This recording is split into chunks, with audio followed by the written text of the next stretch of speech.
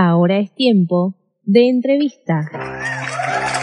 Bien, continuamos aquí. Vamos a charlar con Rosana Giamelo, ¿sí? Que es militante por la discapacidad. En este caso está dentro de las enfermedades de sensibilidad central. Ahí nos va a contar bien Roxana de qué se trata, enfermedades de sensibilidad central. Hay un grupo de enfermedades allí. Pero bueno, para saber y profundizar sobre esto, sobre todas sobre todos los conflictos que les provoca a estas personas, sobre todos los problemas que les surgen en el día a día, la tenemos a Roxana y le damos la bienvenida. Hola Roxana, Emilio y Lele te saludan, ¿cómo estás? Hola, buenas tardes. Bien, muy bien. Bueno, te agradecemos primero por tu tiempo y por también poner luz sobre este tema que es desconocido para la mayoría de la sociedad, pero obviamente no lo es para ustedes. Entonces, contanos un poco qué es esto de enfermedades de sensibilidad central. En realidad tenemos que hablar del síndrome de sensibilidad central. Sí, ahí está. O sea, muchos pueden leerlo como un conjunto, pero en realidad está afectando al sistema nervioso central e involucra a la fibromialgia, a la fatiga crónica, al síndrome químico múltiple, a la electrosensibilidad y en algunos países incluyen algunos otros, pero básicamente ese es el lineamiento. Sí. Es un solo síndrome que predomina en una persona o en otra según las características de órganos o que situaciones estén predominando. ¿Sí? Sí. La mayoría de lo que más se habla es de fibromialgia. Ahora se está hablando un poquito más sobre fatiga crónica con el tema del COVID persistente, las secuelas a largo plazo, digamos. Se está detectando que quienes no superan las secuelas están dando casos de fatiga crónica, encefalomielitis miálgica el nombre, pero bueno. Entonces, y mucho menos se habla de la electrosensibilidad aquí en Argentina y mucho menos se habla de síndrome químico múltiple. Se lo trata como una alergia, pero en realidad no lo es. Entonces, como se habla más de fibromialgia, es como que se asocia todo ahí, todos los síntomas van a parar ahí. Pero en realidad es que todos tenemos todo, solo que en un organismo predomina la fibromialgia y la fatiga crónica aparece como un cansancio profundo sin motivo aparente o alguna, digamos, hipersensibilidad de alguna sustancia química, pero hay casos graves de síndrome químico múltiple donde hay mujeres que no pueden ni siquiera salir a la calle. El uso del barbijo para ellas es una cosa de la vida cotidiana, no de pandemia, que no se puede respirar por cuestiones ambientales. Entonces, bueno, hay una problemática aquí muy compleja que lamentablemente el paradigma hegemónico no lo puede abordar porque se aborda desde el conjunto de órganos específicos y no como sistema, el organismo, y hay componentes con, digamos, ciertas situaciones que afectan la cuestión laboral, la cuestión social, la vida cotidiana, la aparición de violencias y más que nada la cuestión de la invisibilidad, ¿no? Porque nosotros nuestros diagnósticos no aparecen desde ningún tipo de registro de lo que se llaman las prácticas médicas, no hay laboratorios, no hay indicadores de laboratorio que lo detecten. Bueno, los diagnósticos son clínicos y los protocolos que están utilizando son viejos ya en fibromialgia, así que imagínate el resto. Roxana, Emilio te saluda, ¿cómo estás? Te quería hacer una consulta relacionada a esto, hay un montón de preguntas, se da que recién tomaste el tema laboral, el tema en diferentes aristas y factores. Quería consultarte bien cuál es el rango etario de las personas que empiecen a tener este síndrome más o menos. Mira, en realidad hace unos años se hablaba que era un tema de mujeres de un rango de edad. Hoy mayoritariamente sí somos mujeres, 90% aproximadamente. No hay estadísticas ni en la provincia ni en el país, nos tenemos que manejar todo por estadísticas internacionales, pero bueno, esa es el promedio, digamos, el porcentaje afecta a mujeres y ahí tenemos que hablar de nenas, de niñas que están siendo cada vez más. El tema es que como en realidad se manifiesta en un momento de la vida, puede manifestarse abiertamente la sintomatología a los 16, a los 25 o a los 50, por ejemplo, pero resulta que cuando llegás al diagnóstico, que es un deambulaje infernal de años, claro, con diagnósticos equivocados, con una farmacología adentro en el organismo que lo único que genera es un efecto rebote y no resuelve nada. El tema es que muchas, mirando para atrás, resulta que siempre tuvimos cierta sintomatología leve que se manifestó más fuertemente en un determinado momento y por determinadas circunstancias. ¿Y qué pasa con los hospitales, las clínicas, las obras sociales, digamos? ¿Hay un tratamiento que esté incluido o todavía no hay nada en relación a nosotros esto? venimos peleando somos históricamente ignoradas, hablo en femenino por ser mayoría. Desde años y años se han caído proyectos de ley a nivel nacional y nosotros acá en la provincia hemos durante 4 o 5 años también luchado por proyectos de ley que no solamente nos reconozcan, sino que reconozcan nuestro derecho. Pero bueno, hasta el año pasado ya casi cayó uno, el año pasado se cayó el segundo. En realidad había atravesado todas las comisiones como correspondía, estaba por tratarse la media sanción en recinto sobre fin de año y sobre las últimas sesiones.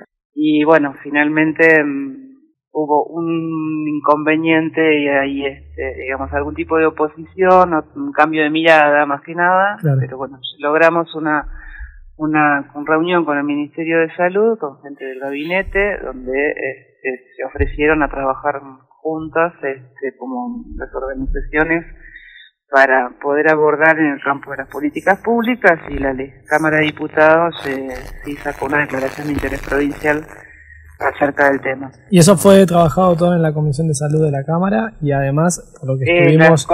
La Comisión de Salud, la Comisión de Discapacidad, la Comisión de Legislación General y la Comisión de Presupuestos. O sea, atravesamos la Comisión de Presupuestos. Muy bien. No llegó a ser tratada. O sea, lo que sí salió fue eso, pero bueno, ahora estamos en el desafío del año del 2021, bueno, que esos compromisos se concreten, porque además hay casos críticos que no pueden esperar un plan de política pública diseñado a mediano o largo plazo, ¿sí?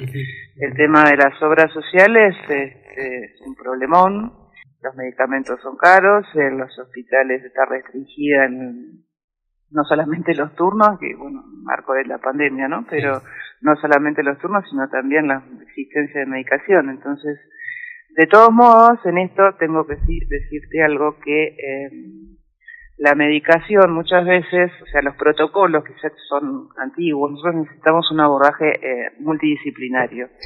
Y está comprobado, salvo los casos críticos, ¿sí? Que cuanto menos medicación se consuma, y más, pero que se utilice como rescate, como, digamos, como para poder sacarte de una crisis, por ejemplo, y nada más, lo acompañás a todo un tratamiento con un abordaje, digamos, de terapias no complementarias, de terapias complementarias, claro.